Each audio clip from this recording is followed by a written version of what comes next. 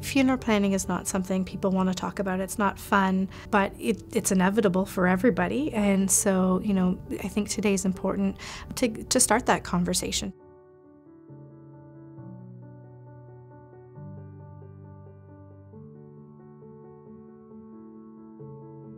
I am here today to plan my husband Jason's simulated funeral.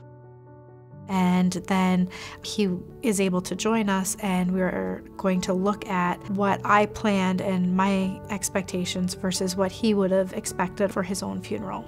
Okay, so Katie, we're going to go over that vital statistic information that we need now for the government. Funeral planning, you think like burial or cremation, and those are like sort of the only main decisions that you have to make, but there's so much more to it. We want to talk about ways that we can personalize the service. We want to talk about flowers, food, people that might speak at the service. So if we're looking for funeral arrangements for Jason, I'd want something more like an urn, a place that we could potentially go visit. And for an example here, this is what we would call our nature rock. So the urns would actually be interred into the garden.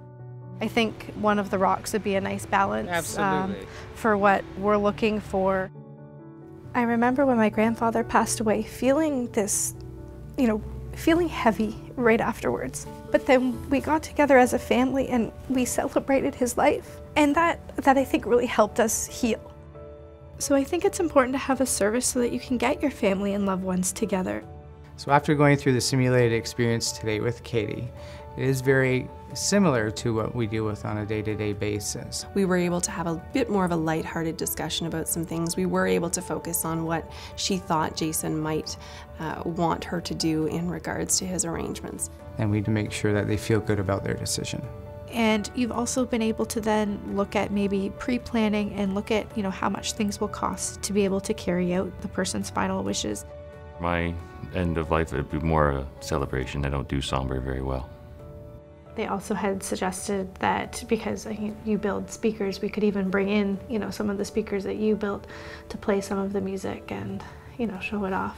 We never really discussed what we'd want for one another. One thing that they can do is they've got a lot of really neat catering options, and I said something like chicken wings or something like that would suit your... It goes really well with fancy clothes as well. Well... For my ashes, I'd probably want thrown to the wind. Sandwiches. No cucumber sandwiches. I know, exactly.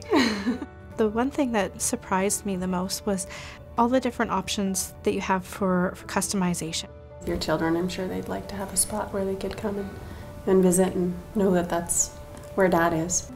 Yeah, my toss to the wind idea, probably not so okay. It's important to having these conversations before you're in a situation where you need to make those tough decisions during that difficult and emotional time.